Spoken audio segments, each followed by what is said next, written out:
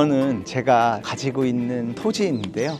여기 보시면 지금 풀이 많이 자라져 있죠. 제가 고민을 많이 해서 건축 인허가를 했고 아마 5월 초부터 착공을 시작할 것 같아요. 8월부터 아마 이 건물이 지어져서 향후에 건물 진 다음에 다시 나와서 설명할 수 있는 시간을 가질 수 있도록 하겠습니다.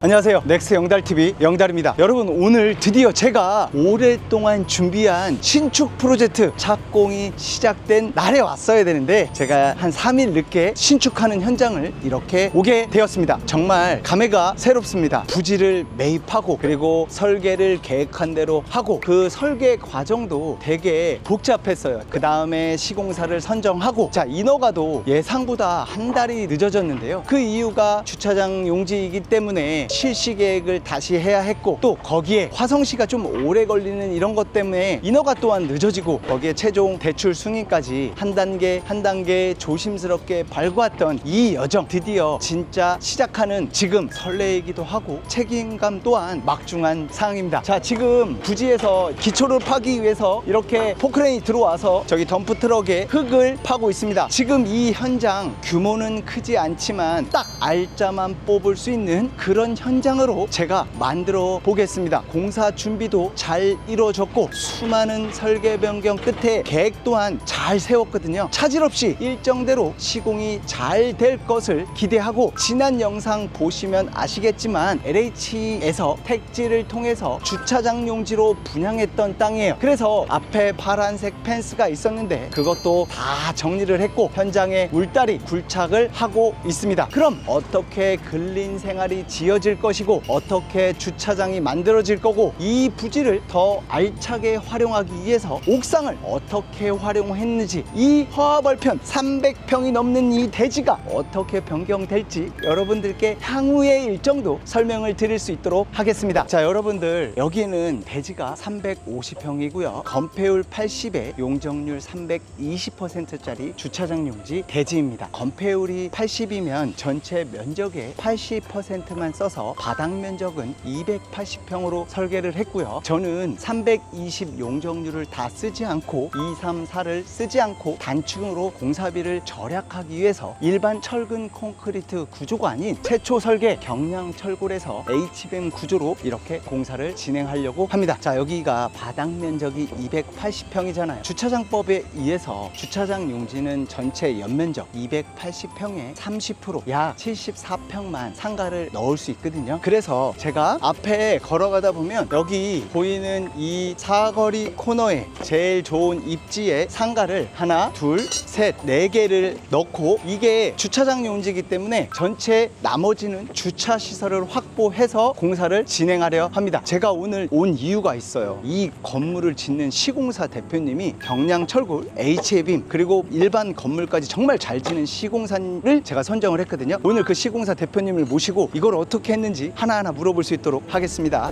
여러분들, 신축 현장을 시공을 맡게 된 우리 연성기업 최영상 대표님을 소개해드리겠습니다. 반갑습니다. 지금 신축하는 시장이 공사를 많이 착공을 안 하는데 어떻게 대표님한테 이렇게 현장도 많고 일을 많이 할 수 있는 거예요? 대개 보면 건설회사 대표님들께서 그냥 현장 소장을한테 이렇게 맡겨서 시공을 하고 하는데 저는 그 한 60%, 70%를 제가 직접 전부 다 현장을 나가서 관여를 하면서 또 지시를 하고 건축을 하시는 우리 건축주분들한테 좀 최대한 좀 저렴하게 지려고 노력을 하고 있습니다. 그렇구나. 근데 제가 이제 주변에서 대표님 이야기를 들으면 대표님은 새벽 2시에 일어나신다고 하시세요. 왜 새벽 2시에 일어나시는 거예요? 2시에 일어나야만 오늘 하루 일과를 어떻게 할까가 전부 다 정리를 하고, 내가 조금만 더 부지런하게 움직이면 내 주변 사람들한테, 내가 아는 사람들한테 조금이라도 좀 저렴하게 지어줄 수 있을까라는 생각으로 그렇게 항상 생활하고 있습니다. 저는 진짜 깜짝 놀라는 게, 가는 현장들마다 건축주들 비용을 아끼기 위해서 공기도 많이 단축을 시켜주시는데 대표님은 어떻게 그렇게 하시는 거예요? 웬만하면 인부들을 최소화하고 또 그 최소한 그 금액 갖다가 우리 소비자들한테 조금이라도 좀 혜택을 줄 수 있는 그런 방법으로 여지까지 이렇게 건축을 하고 있습니다. 저는 이렇게 뜨거운 7월 달에 착공을 하게 됐지만 언제 땅을 사서 언제 계획을 하고 언제 터를 파는 게 가장 이상적으로 건축주들이 할 수 있는 건지 한번 가르쳐 줄 수 있을까요? 되게 공사는 2월 말 정도, 그 정도에 시작하는 것이 가장 좋다고 봅니다. 왜냐하면 너무 더우면 콘크리트 양생하는 부분에서도 문제가 생길 수도 있고, 또 인부들이 너무 지치다 보니까 일하는데 또 능률도 잘 안 오르고, 가능하면 봄하고 가을에 이렇게 시작하는 것이, 그렇다고 또 가을에, 늦은 가을에 시작하면 겨울에 걸리기 때문에 봄이 제일 낫다고 봅니다. 저는. 아, 그러면 9월 달에 땅을 산 다음에 2월 달부터 착공을 하는 게 가장 이상적인 거라는 거네요. 네, 땅은 사실 때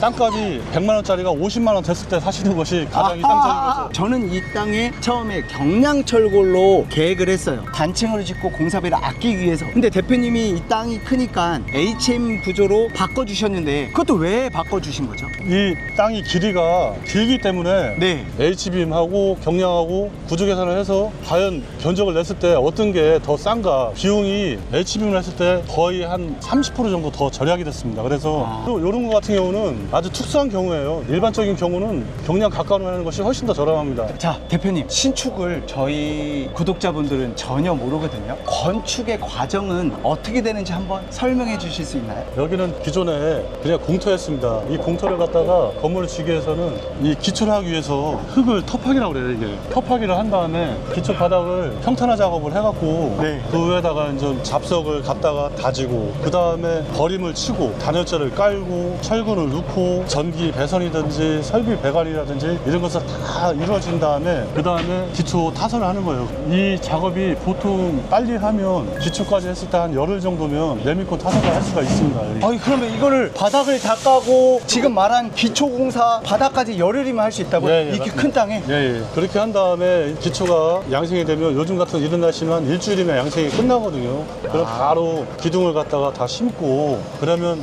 철골 구조물이 다 완성이 되는 거예요. 그 상태에서 이제 판넬을 갖다가 덮고 유리창 같은 거 넣을 수 있게끔, 또 샷이라든지 넣을 수 있게끔 이렇게 해서 진행을 하면 건물은 거의 한 80% 90% 다 완공이 되는 겁니다. 그렇게 한 다음에 이제 마감을 치고 네. 준공을 하는 거네요. 예, 예, 맞습니다. 그러면 건축주들이 대표님한테 도면을 갖고 오잖아요. 네, 예. 그럼 대표님이 이 도면을 보면 어떤 것이 잘못된 게 보이잖아요. 이걸 이렇게 하라 소비자들한테 이야기를 해주시나요? 되게 보면 일반적인 그 도면을 보면 상가 같은 경우는 들어가는 출입문이 높이 2100이에요. 근데 요즘 상가가 층고 높이가 높거든요. 높은데 도면에는 들어가는 입구 출입문이 2100으로 돼 있어요. 그러면 1층 상가 높이는 높은데 문이 작아버리니까 굉장히 옹색해버려요. 그럼 최소한 도면에 2100으로 돼 있어도 2500, 2600씩 이렇게 문을 키워주는 경우가 있고, 그리고 만약에 상가 전면이 있고 뒷면이 있는데 뒷면에도 공터가 있는데 뒷면에 출입문이 없어요. 그러면 그런 거 같은 경우도 제가 출입문을 좀 내줘요. 왜냐면 상가 점주들이 좀